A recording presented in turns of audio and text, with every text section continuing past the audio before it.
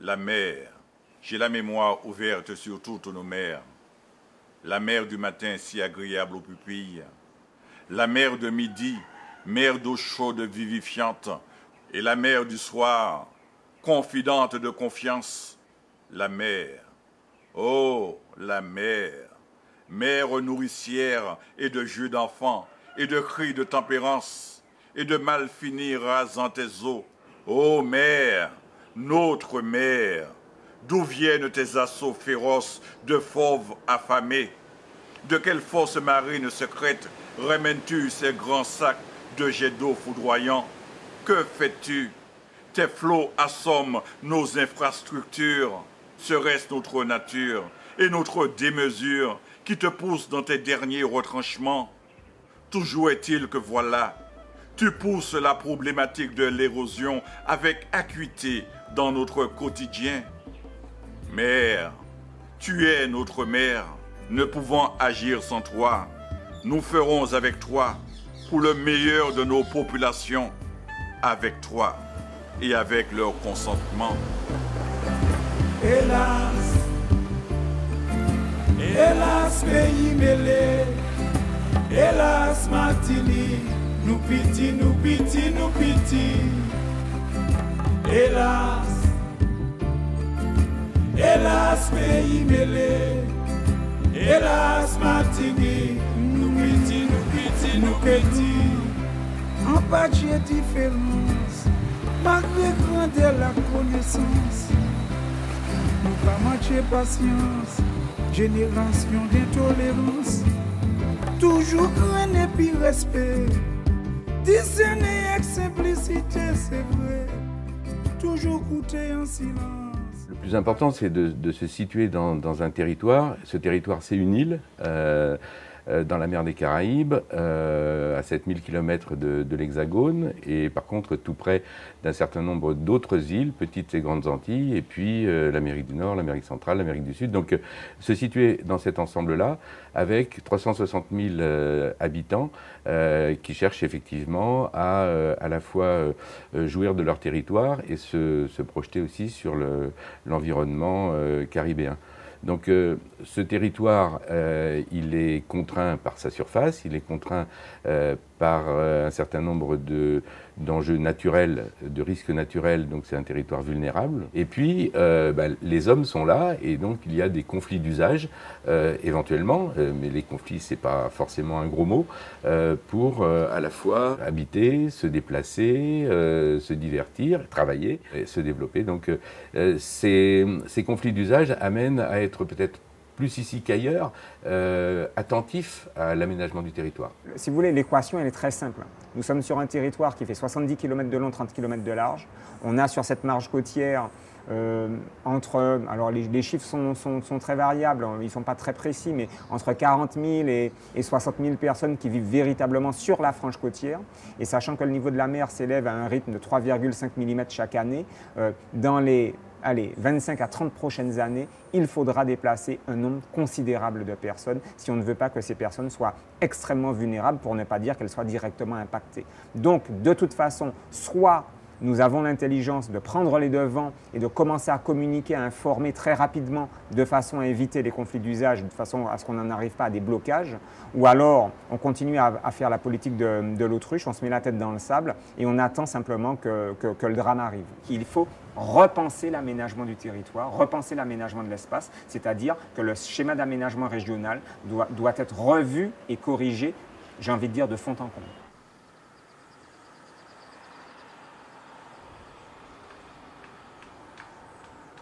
J'ai en charge l'urbanisme, j'ai en charge l'environnement, j'ai en charge les risques majeurs, les travaux et la sécurité.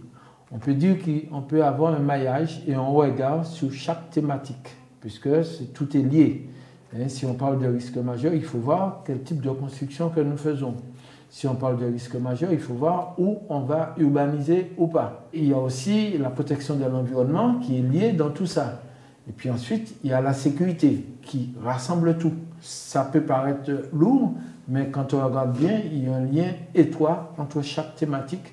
C'est-à-dire que quand j'ai démarré, j'ai fait vraiment du droit de l'urbanisme, d'abord au juriste en urbanisme, Et au fur et à mesure, le métier évolue, c'est-à-dire il faut s'intéresser beaucoup au développement durable.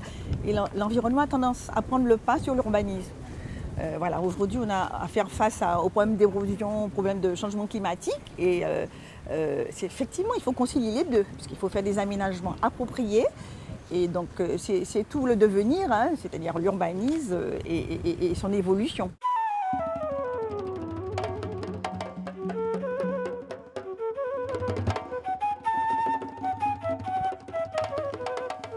L'érosion côtière, c'était quelque chose finalement qui se manifestait donc, à vue d'œil finalement. Donc, on a par exemple à Nas-Belleville perdu 145 mètres de plage. Donc, nous nous sommes dit que, bon, tôt ou tard, finalement, donc, le littoral, effectivement, va disparaître. Et c'est à partir de là, finalement, nous avons posé notre réflexion justement sur la recomposition spatiale. Et nous avons profité, effectivement, de la venue des étudiants de Marne-la-Vallée pour, effectivement, donc, appuyer notre réflexion. Alors effectivement, les étudiants de Marne-la-Vallée ont été nombreux à venir. Je pense que ces étudiants ont, entre autres choses, fait un travail très intéressant pour proposer à tous les acteurs du territoire des représentations du paysage des territoires qui n'existaient pas jusque-là. Vraiment graphiquement, de très belles cartes, des images très intéressantes qui permettent d'aider tout le monde à saisir les enjeux d'une problématique quand même très importante. Ils ont pu imaginer des solutions, des possibilités, des perspectives. Et ces perspectives, ils les ont illustrées. Et tout ce travail, je pense, va être très utile. Pas forcément à très court terme, mais il pourra être très utile parce qu'ils travaillent autant les lieux que leurs représentations. Et leurs usages aussi, c'est un aspect très important du paysage. C'est de revenir aux usages et de revenir à l'expérience des lieux.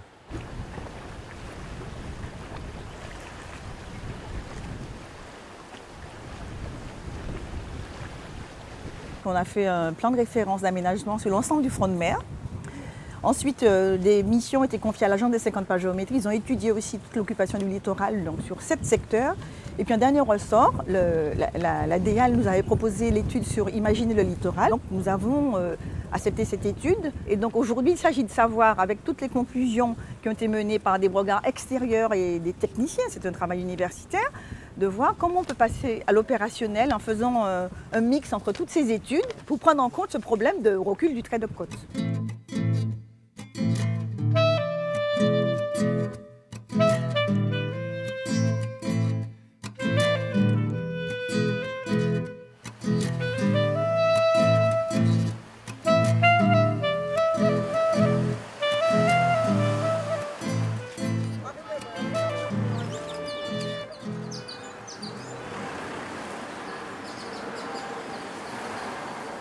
Nous avons une route nationale qui longe le Carbet, toute cette route littorale-là qui traverse la côte Caraïbe. L'effet de houle fait que la mer rentre sur la chaussée et donc rend impraticable la traversée de la commune pour les camions, tout ça, transport de matériel, pour que les gens puissent se déplacer. Il y a une réflexion qui a été portée, comment protéger.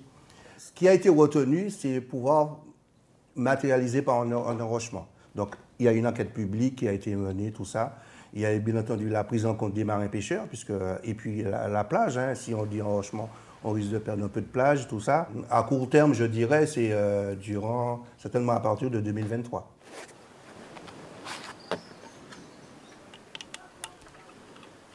Pour mieux finalement prévoir les évolutions futures, quoi de mieux que de suivre les évolutions actuelles et passées. Donc c'est vraiment dans cet objectif qu'avec la DEAL, notre partenaire, on a mis en place un observatoire du littoral pour suivre les évolutions sur un certain nombre de sites à enjeu pour finalement ensuite mieux anticiper les évolutions futures et comprendre ce type d'environnement. On fait aujourd'hui la révision des plans de prévention des risques naturels, notamment sur l'aléa submersion marine. Donc l'objectif de ce projet, c'est de faire des cartes de l'aléa submersion justement à l'échéance 2100, selon différents scénarios du GIEC.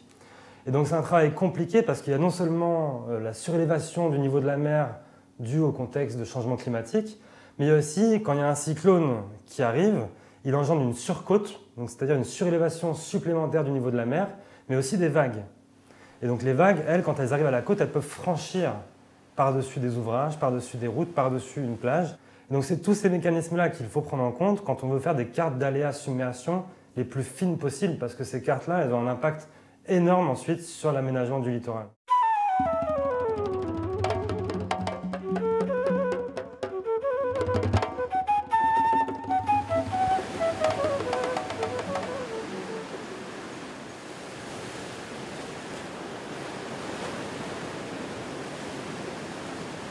La falaise a commencé à vibrer, à s'effondrer. On ne peut pas stabiliser cette falaise, donc on va être obligé de reculer, donc de prévoir des terrains d'habitation pour ces populations qui, elles, sont, on peut le dire, en danger. On l'a fait déjà avec une étude avec la DEAL qui nous a permis de mieux positionner notre stratégie, parce que ce sera une stratégie de repli, hein, vu les hauteurs de falaise qu'on a ici, on est obligé.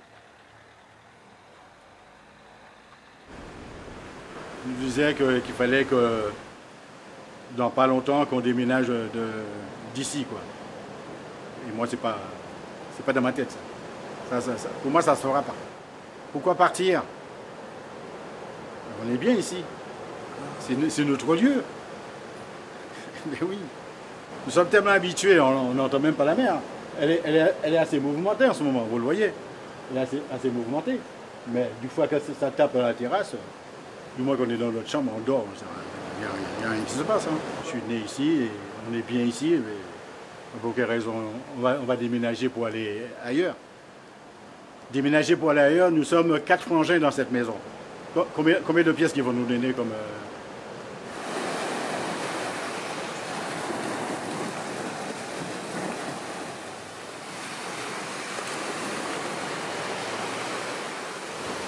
Depuis 30 ans, il y a une évolution. Ça a complètement, la plage a complètement disparu, on n'a plus de plage pratiquement. Mon époux, lui, son père, il a vécu ici. C'était une maison avant, c'est sentimental. Et puis moi, quand j'ai connu l'histoire, c'est devenu aussi sentimental. On y vit, on y est pratiquement tout le temps au restaurant. Donc pour l'instant, nous, on ne se voit pas partir.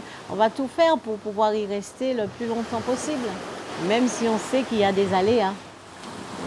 C'est quelque chose qui est en nous. La recomposition spatiale, effectivement, ça consiste à déplacer les gens du bord de mer donc, dans les hauteurs pour effectivement donc, la sécurité de leurs biens et de leur propre personne.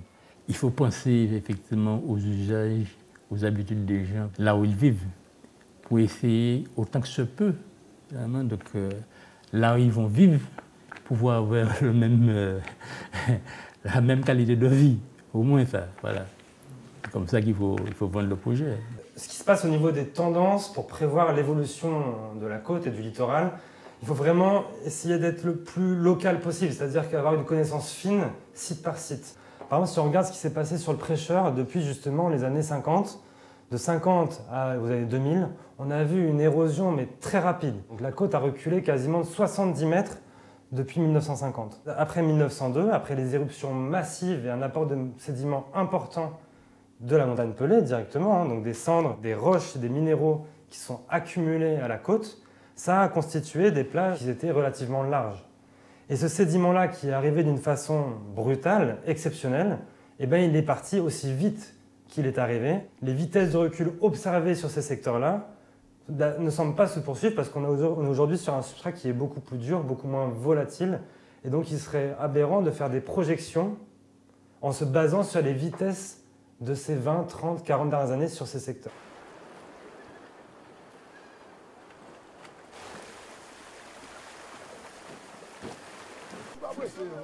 C'est pas moi.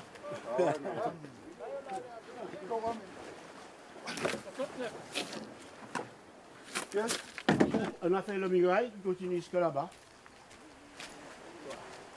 Ah ouais, ouais, ça coupe un peu la houle. Ça coupe un peu la houle. Donc si on ne fait pas ça, l'eau s'amène des cailloux, des roches, tout ça. Même là aussi, près du Raymond, ça avait cassé aussi. On a refait. La nature casse, Mais on est encouragé, on recommence. Ce qui pourrait être le déplacement de personnes qui sont extrêmement attachées à leurs biens, à leurs propriétés, qui ont toujours vécu à un endroit et qui sont arrivées à un certain âge, c'est une question qui est extrêmement délicate. Et c'est aussi quelque chose qu'il faut qu'on prenne en considération dans nos réflexions, qu'il s'agisse de la problématique de la sargasse, du recul du trait de côte, de l'habitat insalubre également. Enfin, sur toutes ces thématiques-là, on a quand même des personnes qui parfois, face au risque, sont tellement attachées au lieu au sein duquel ils vivent depuis des années, au lien social qu'ils ont pu créer aussi avec cet environnement, qu'il est difficilement envisageable pour eux de se projeter sur un ailleurs. Et donc ça demande d'abord beaucoup de communication, peut-être une adaptation des solutions qui peuvent être proposées, le cas échéant, au cas par cas, et quoi qu'il en soit du temps. Voilà. De jamais imposer précipitamment une décision de cet ordre à une population qui le vivrait extrêmement mal. On se rend compte aujourd'hui, comme c'était le cas sur le territoire national, que de grandes opérations sont aujourd'hui démolies parce que justement, au-delà de l'action, l'intégration, l'accompagnement et l'appropriation d'une population dans un cadre de vie, d'un projet, n'ayant pas été faite, on se rend compte qu'elle ne correspond plus. Alors on a besoin des élus qui savent, qui peuvent compter sur une population qui a des choses à dire, qui a besoin et qui peut s'exprimer. Et c'est là que nous, CAE, nous sommes particulièrement attentifs et que notre pilier de travail, c'est de former cette population, d'éveiller ces populations, à la fois former des techniciens, former peut-être des politiques, former en tout cas des citoyens qui soient actifs.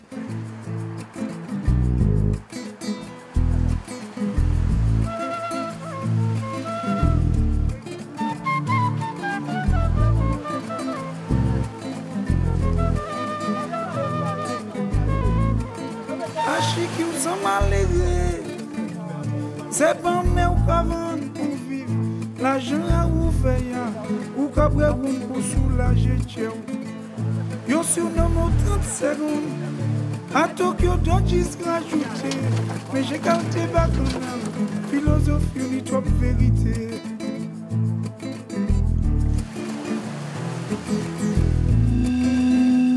Rio avant yo Rio. Pas sous Paris, yo guéri. Rio avant yo Rio. Pas sous Paris, yo guéri. Rio avant yo Rio. Pas sous Paris, yo guéri. Rio avant yo Rio. Pas sous Paris, yo guéri. Et là, mon père construisait des bateaux. Donc j'ai grandi dans l'eau là et j'ai passé mon temps dans la mangrove à récupérer des petits poissons. Enfin bon, on était tout le temps dans l'eau. On n'avait pas le droit d'aller jouer au football. Quand on était gosse, on ne sortait pas. Mon père était très sévère, mais par contre, la mer nous appartenait. On était dans l'eau, donc c'était notre domaine.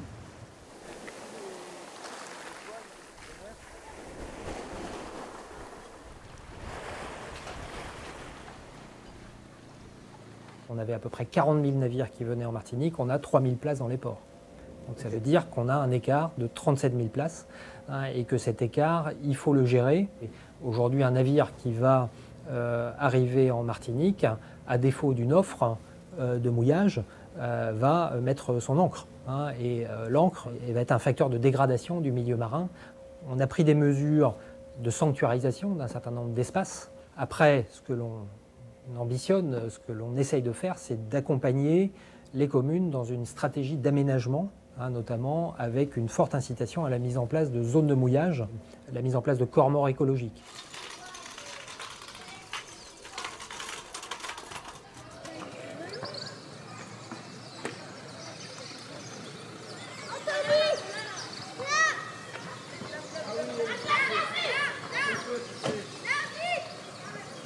Nous sommes une commune littorale, nous y vivons, mais aussi c'est un cœur économique, puisque le tourisme fait partie de l'économie de notre territoire. Donc nous abordons les choses à la fois au niveau municipal, donc avec les travaux qui peuvent être faits au niveau par exemple de magasins Zéline, parce qu'il y a des populations qui sont vraiment tout près sur le littoral. Donc il y a des aménagements qui ont été faits pour préserver lorsqu'il y a beaucoup de pluie, beaucoup d'eau, pour canaliser les eaux de pluie. Mais aussi au niveau communal, tout ce qui est révision du PLU, du plan local d'urbanisme, pour inciter toutes les nouvelles constructions à gérer un peu mieux l'évacuation des eaux pluviales.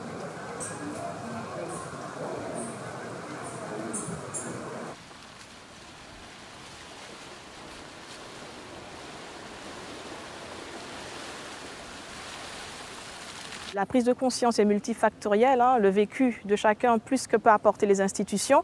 Et la réunion publique permet justement de faire cette rencontre entre le public et l'institution. Alors nous, ce qu'on fait aux Trois-Îlets, c'est d'être différentes institutions, mairie, communauté d'agglomération de l'Espace Sud, ODE, donc l'Office de l'eau, le parc marin de Martinique, etc. Donc on essaie de se regrouper avec l'ARS aussi, l'Agence régionale de santé, pour pouvoir rencontrer ce public et leur dire, on sait votre vécu, on ne peut pas vivre ce que vous vivez, mais on sait. Et voici ce que nous, on peut vous apporter comme accompagnement. Alors, ce n'est pas forcément toujours un accompagnement financier, mais il y a aussi une sensibilisation et une aide pour accompagner la population à résoudre les problématiques.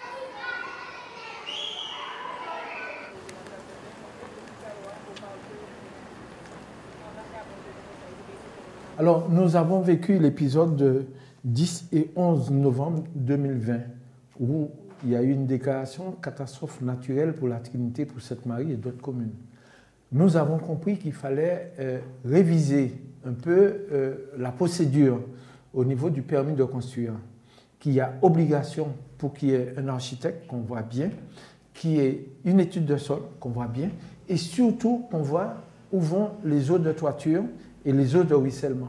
Donc il faut qu'on protège ceux qui sont en amont, mais aussi ceux qui sont en aval. On fait des réunions grand public, on explique cela, ce sont des exigences, mais il faut que tout le monde soit à l'abri. Et on a aussi contacté des architectes, ceux qui le plus souvent font des permis, pour leur rappeler ces règles. On veut que le personnel municipal soit totalement impliqué dans ces débats, parce que demain, il faut qu'ils soient les ambassadeurs. Demain, il faut qu'ils fassent passer le message dans leur famille, dans leur voisinage, dans leur quartier. On a besoin de tous ces gens-là et on essaie de multiplier les actions pour toucher le plus grand nombre.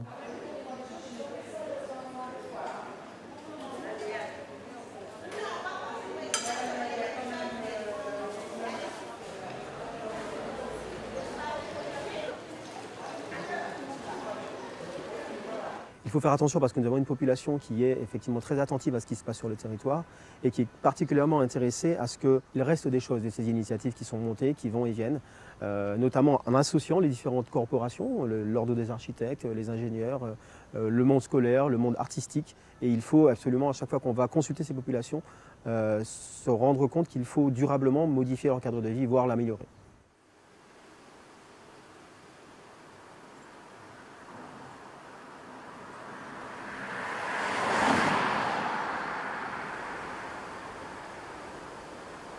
Finalement, donc, le pêcheur est sujet à tous les phénomènes, que ce soit finalement un phénomène de submersion marine, un phénomène de volcanisme, de sismicité.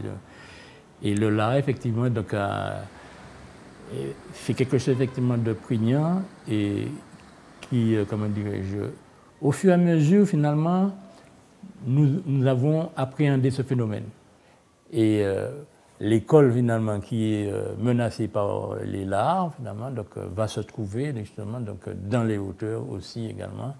Et cette école doit être une école refuge.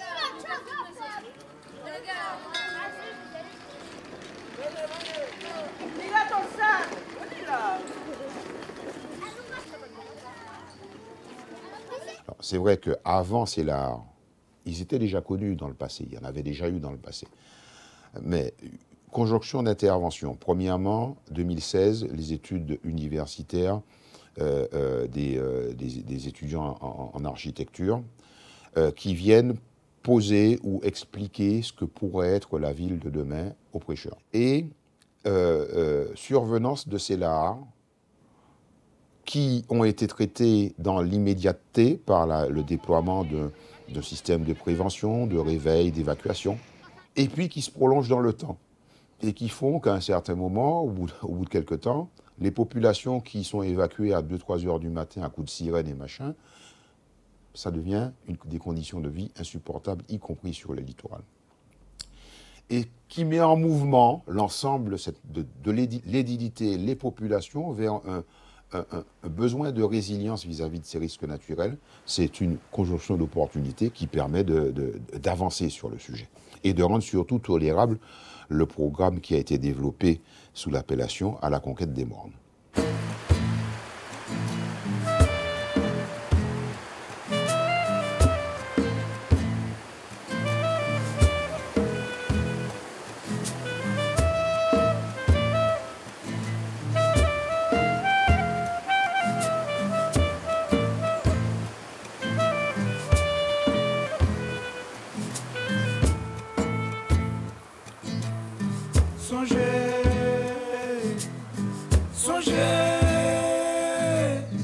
Songez, ça qui passait.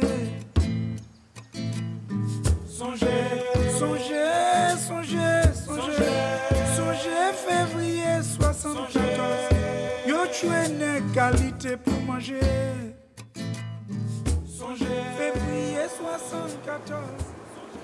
Quand je regarde les paysages, j'ai en tête aussi l'histoire de l'appropriation des terres, de l'élimination des premiers occupants, des Indiens Caribes, de la façon dont on s'est approprié leur territoire parce qu'eux ne connaissaient pas la propriété.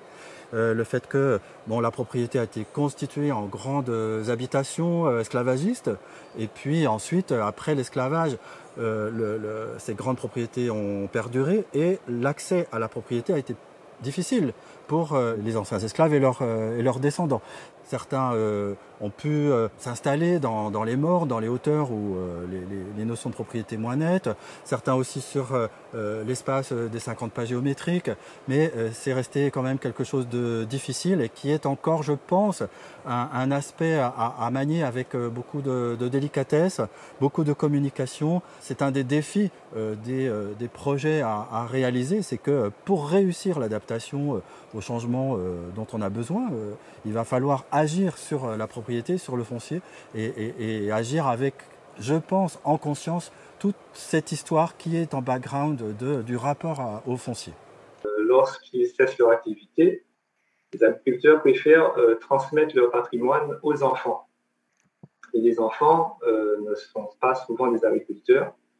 Et donc, ça a pour conséquence une certaine rétention foncière au niveau des bénéficiaires de ces rétrocessions. Les héritiers préfèrent en gros attendre, spéculer que les parcelles qui sont mises à leur disposition changent d'affectation. Et donc, on a une sorte de rétention foncière qui s'opère à ce moment-là.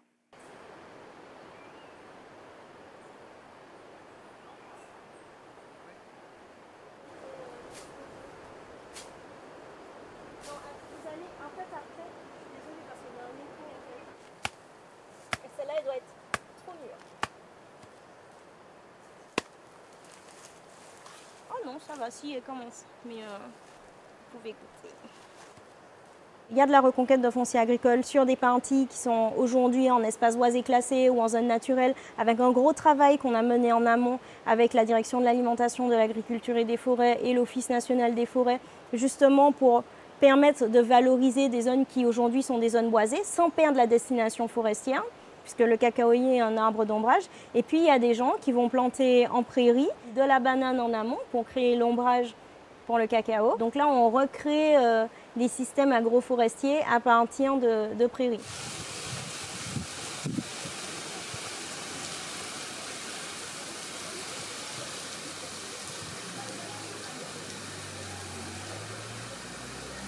La Martinique, c'est 34 communes, 34 biodiversités différentes. Donc, c'est une terre riche, je dirais, en diversification et en biodiversité. Donc ici, je ne fais pas de melon. Et ici, tout ce qui va pousser en légumes ne poussera pas au mono rouge qui est à 100 latitude. Maintenant, quelle organisation d'ensemble ont ces producteurs pour qu'on puisse produire ensemble? Vous savez, aller travailler dans une montagne, ce n'est pas un tracteur, c'est comment maîtriser la houe, comment maîtriser un billonnage, comment maîtriser plusieurs cultures sur un seul billon. C'est vrai qu'on a des outils maintenant réglementaires qui permettent de contourner le problème. On a la CDPNAF qui donne des avis conformes sur les documents d'urbanisme et donc qui cherche à préserver les espaces agricoles. Et puis on a aussi deux outils qui sont pilotés par la collectivité. La mise en culture des terres insuffisamment exploitées ou incultes, qui permet même de reconfigurer des terrains via des négociations avec les propriétaires pour que leur parcelle soit mise à disposition à des agriculteurs qui veulent entrer dans le métier. On a aussi un outil qui permet de lutter contre le morcellement des terres agricoles. Pour tenter d'appréhender cette problématique relative au littoral, de toute façon, il faut être clair, il y aura des tensions. Il y aura des conflits d'usage et ces derniers commencent d'ailleurs à se faire jour. Pourquoi? Parce que le territoire est petit, contraint Et le problème, c'est qu'il faudra déplacer des populations vers l'intérieur des terres sur des espaces qui sont potentiellement agricoles. Et c'est sûr que les propriétaires de ces grandes parcelles agricoles voient d'un mauvais œil le fait qu'à un moment ou un autre, on empiète sur leurs parcelles. Je pense qu'il y a une génération de jeunes à former et qui seront des sortes d'ambassadeurs pour essayer de faire comprendre à ceux qui sont donc les propriétaires de ce terrain qu'il y aura aussi à céder peut-être une partie de leurs parcelles, malheureusement, pour relocaliser, pour implanter les populations. S'il faut discuter et envisager d'acquérir des fonciers qui sont toujours la propriété d'une petite minorité sur l'île, il ne nous apparaît pas pertinent de se censurer sur la réflexion sur le devenir de ces territoires. Alors déjà, il y a les terres qui sont réellement cultivées, il y a celles qui ne le sont plus depuis un certain nombre d'années pour lesquelles il n'y a plus d'aides européennes qui sont perçues et donc là, il y a une marge de manœuvre sur ces espaces-là. Et puis, il y a une recherche d'équilibre sans cesse entre ce qu'on va artificialiser, ce qu'on ne va pas artificialiser, les zones qu'on va rendre constructibles ou pas. Et c'est pour ça que sur chaque PLU de commune, il y a un véritable travail qui s'engage avec la DAF, avec la DEAL pour arriver à repenser les choses. On a un vrai travail aussi sur la revitalisation des centres-bourgs des communes, donc vraiment exploiter les dents creuses, participer à la réhabilitation, parce qu'il y a beaucoup de logements vacants en centre des communes, de logements délabrés, donc il y a de véritables opérations de réhabilitation qui permettent de développer le logement au centre des communes. Ça sont vraiment des pistes qu'on essaie d'explorer de façon partenariale avec les collectivités. Donc on a énormément de maisons qu'on appelle des dents creuses, c'est-à-dire des maisons qui sont abandonnées suite à des décès et des héritiers qui, eux, sont partagés. Hein. Vous pouvez avoir 10, 11, 12 personnes qui deviennent brutalement copropriétaires, c'est ça, mais qui sont à des endroits dispersés un petit peu partout dans le monde. Hein. C'est très fréquent ici. C'est pour ça que l'indivision, puisque c'est l'indivision dont il s'agit, est vraiment un très grave problème ici à la Martinique. C'est vraiment pour nous un point noir d'avoir des centres-bourgs qui finissent par se dépeupler et de ne pas pouvoir reloger justement des gens qui, eux, sont en situation difficile. Il est question également potentiellement d'un GIP indivision, spécifiquement, même si le GIP titrement aura à traiter des questions d'indivision. C'est un énorme chantier. Et de façon très humble, nous n'arrivons pas à régler la totalité des situations d'indivision en Martinique. Donc il nous faut absolument cibler les territoires sur lesquels nous allons agir.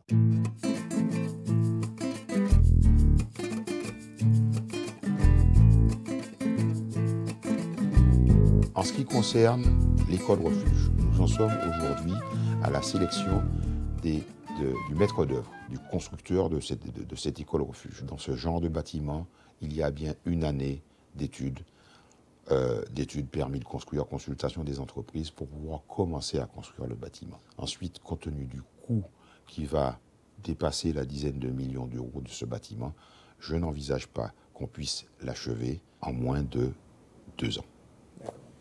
On est justement donc, au stade opérationnel. On atteint effectivement donc, le tout total finalement des financiers pour pouvoir vraiment donc, entrer finalement dans la réalisation du projet. Une école, ça se finance. Il y a effectivement un cadre bien établi pour l'école. Mais la partie refuge, effectivement, donc, doublerait finalement la facture. Ce qui nous pose une petite difficulté là-dessus. On a acheté des bâtis grâce à l'EPF, hein, puisque c'est une façon de pouvoir se financer, j'allais dire à bon compte, même s'il faut rembourser sur une période relativement courte. Ça nous donne un petit peu d'air, parce que là, on engage des sommes considérables. Et ce n'est pas une commune de 3000 habitants qui est capable de pouvoir se protéger contre des risques pareils. Donc, évidemment, on a besoin de l'État, on a besoin de l'Europe, on a besoin de tout le monde. Alors nous, on a fait beaucoup d'efforts. Donc on a un niveau d'endettement qui est relativement bas. En 2024, au mois de février, on n'aura plus du tout d'endettement. Il faut être capable de retrouver de la capacité d'autofinancement et puis de la crédibilité aussi auprès de l'EPF, par exemple.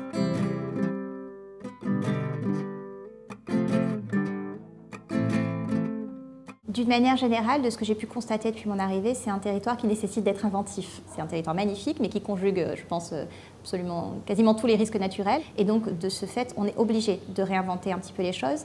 Et nous, notre rôle, service de l'État, c'est de se montrer, si ce n'est plus souple, en tout cas aussi de s'adapter et de faire répondre la réglementation à ces adaptations qui sont nécessaires. Il y a des freins à lever. À chaque fois qu'on a une grande et belle idée, il y a des freins à lever, des résistances, des verrous, etc. Ce qui pouvait apparaître comme des menaces, on essaie de les transformer en opportunités. Par exemple, le phénomène de l'art, qui sont ces coulées de boue et de roches qui sont effectivement menaçantes pour les habitants, c'est de se dire, mais ça peut être aussi un matériau de construction. Alors évidemment, tout ça, comme c'est nouveau, comme on innove, c'est pas forcément réglementé, normalisé. Avec le préfet, les services de l'État seront très facilitateurs. Les lois, effectivement, amènent des nouveaux textes. On est attentif à ce qu'elles prennent bien en compte les spécificités de l'outre-mer dont on parle si souvent, notamment vis-à-vis des risques et puis peut-être des solutions qu'on peut trouver pour faire face aux risques. Donc là, on travaillera avec on travaille avec les professionnels, les architectes, les entreprises. On récupère auprès des producteurs de bagasse de canne à sucre locaux, donc ce sont les distilleries qui, elles, utilisent de la canne à sucre pour ensuite fabriquer du rhum, mais rejettent de la bagasse qu'elles réutilisent en partie pour alimenter leur chaudière et donc créer de l'énergie pour leur propre activité. Mais certaines distilleries ont un besoin encore de valoriser leur excédent de bagasse de canne à sucre. Et nous, on est une solution. Ça représente quand même plus de 5000 tonnes de bagasse sur l'île qui sont non revalorisées chaque année. Notre assurance permet de garantir l'utilisation de ce matériau-là dans certaines applications. Et en fonction de l'application, en fait, soit une ATEX est nécessaire, soit elle ne l'est pas. Puisque les ATEX portent surtout sur les choses innovantes, certes, dans le bâtiment, mais surtout sur tout ce qui va apporter sur la structure. Notre matériau peut répondre à une application en isolation de cloison acoustique ou faux plafond. Et à ce moment-là, la chose qui est importante, c'est surtout que notre matériau réponde aux exigences fixées par le CCTP. L'ATEX, derrière, c'est quelque chose qu'on développe, mais sur des chantiers expérimentaux avec certains bailleurs sociaux. Mais c'est en cours et ça va se poursuivre sur toute l'année 2023.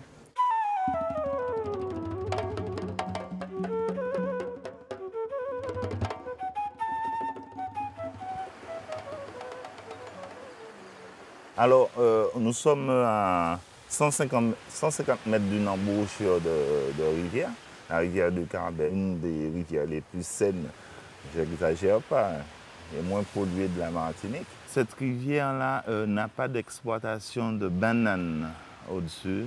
Le très peu qui existe, qui retombe dessus, est en aval de cette rivière. Et en amont, on a toujours des eaux hyper propres, hyper limpides.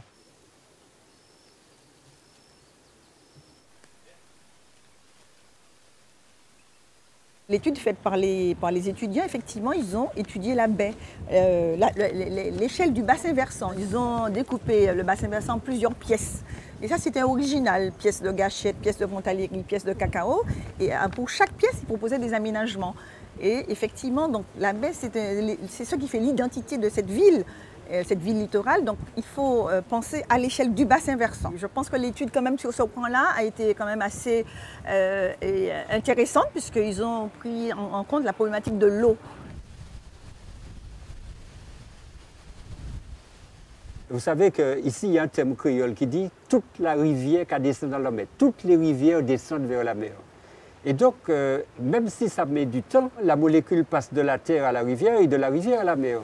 Et donc, la mer sera la dernière dépolluée, puisque la mer reçoit tout ce qui vient de la terre.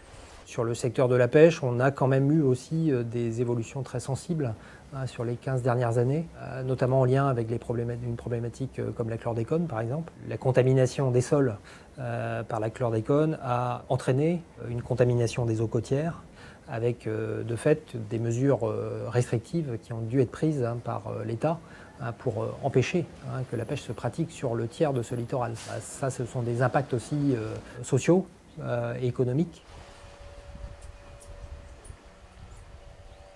Alors apparemment, selon certaines études, on peut dire qu'effectivement, quand les sargasses sont arrivées à fond de baie et qu'elles sont ramassées et qu'elles sont stockées, on sait que le chlordécone réside aussi dans les sédiments.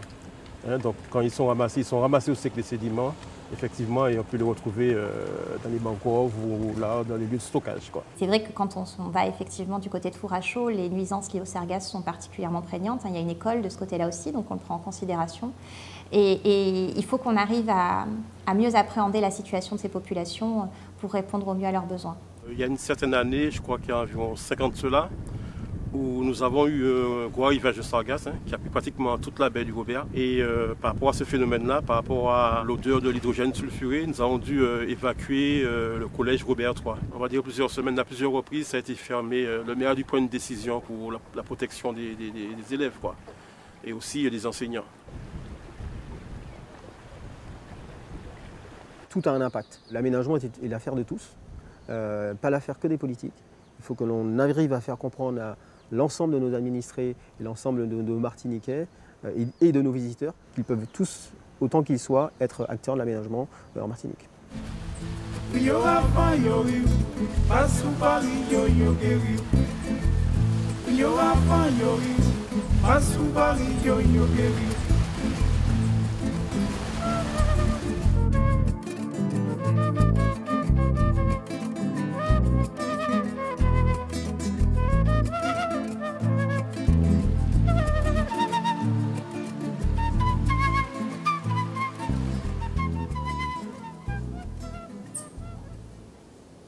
La mangrove en général, dans toutes les régions, correspond à cette forêt marécageuse entre la terre et la mer qui a un rôle déterminant pour la protection de nos côtes. C'est ce périmètre de mangrove en fait, qui va supporter l'énergie des vagues, protéger de l'arrivée massive de déchets provenant de la mer. Donc il joue ce rôle de filtre, il joue ce rôle effectivement de zone tampon. La mangrove fait l'objet d'une étude qui nous permettrait de vérifier sa capacité de séquestration du carbone. Et on est vraiment en attente des résultats de ce travail de recherche qui donnera encore un peu plus d'importance à cet écosystème par rapport aux services rendus.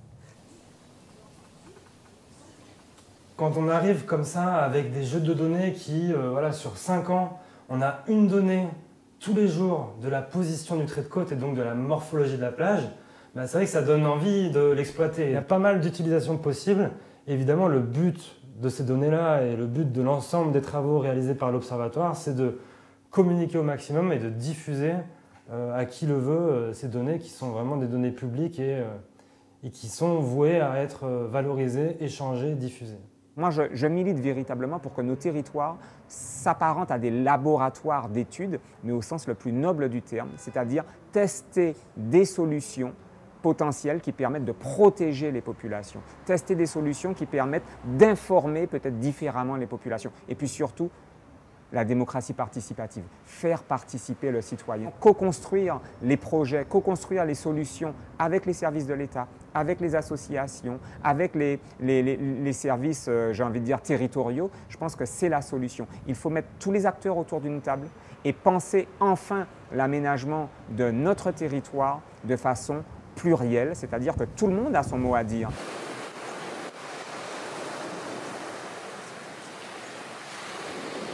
Je suis assurée pour la responsabilité civile, c'est tout ce que j'ai comme assurance. Mais tout ce qui est dégâts des eaux, tempêtes et tout, je ne suis pas assurée. Nous, on a eu l'effet du dernier cyclone qu'il y a eu. L'eau est rentrée, j'ai eu de l'eau sur ma terrasse et dans le restaurant. J'ai eu des dégâts, on a évalué pour 60 000 € et j'ai été remboursée à hauteur de 8 000 € avec une radiation en prime. Et depuis, je ne peux plus obtenir d'assurance. En termes de coordination, je pense qu'il y a une impulsion à mener. Alors ça commence, Il y a quand même des démarches qui sont lancées. On pense à la Petite Ville de demain, qui est un dispositif qui est porté par l'Espace Sud, où là, certains techniciens se sont concertés sur le développement économique. Et donc, on ne parle pas que de développement économique, forcément. On parle des problématiques d'aménagement, etc. Donc, il y a des petites initiatives qui, selon moi, devraient être devrait perdurer. Dans la situation d'une île comme la Martinique, certes, des relations fortes, historiques, incontournables avec l'Hexagone. Ce qui est peut-être à développer en dehors de ces réseaux nationaux, c'est des réseaux internationaux. La réflexion d'une stratégie est au cœur de nos préoccupations. Les récentes évolutions législatives, notamment avec la loi climat et résilience, nous montrent bien et nous confortent dans l'idée qu'il faut absolument intégrer tous les territoires, et notamment les territoires littoraux, dans une réflexion globale de stratégie foncière à l'échelle non seulement des communes, mais aussi à l'échelle supracommunale. Aménager, ça veut dire disposer de façon raisonnée sur un territoire donné des activités. C'est quelque chose qui doit être planifié. Et donc pour planifier l'aménagement, ça veut dire qu'il faut mettre tous les acteurs autour de la même table, qu'il faut avoir un discours cohérent et surtout il faut avoir une vision. Nous aurons des comptes à rendre à l'histoire, la grande histoire, nous aurons des comptes à rendre. Nous vivons une période qui est une période charnière. C'est-à-dire que des décisions que nous prendrons aujourd'hui dépendra la suite. Hélas, hélas pays mêlé, hélas Martinique, nous piti, nous piti, nous piti. Hélas, hélas pays mêlé, hélas Martinique, nous piti, nous piti, nous piti.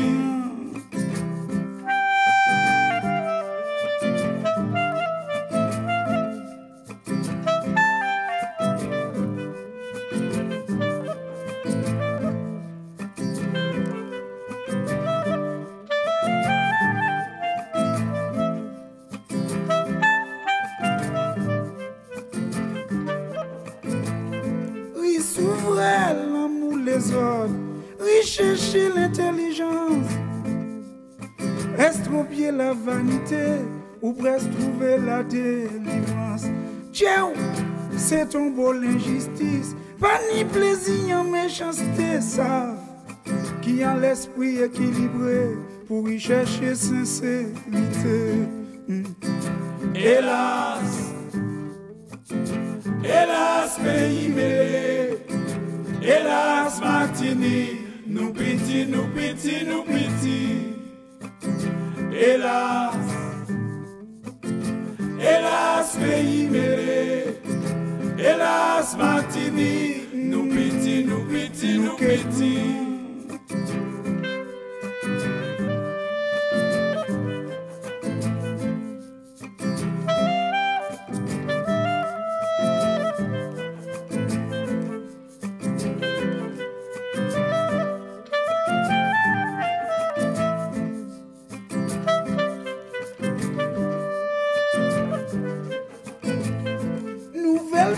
C'est pour aujourd'hui, parler sinon réalité.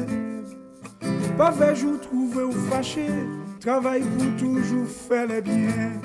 Éviter mauvais paroles, aider tout ça qui n'est besoin. Condamner toute vieille pensée, toujours dire ça qu'a édifié.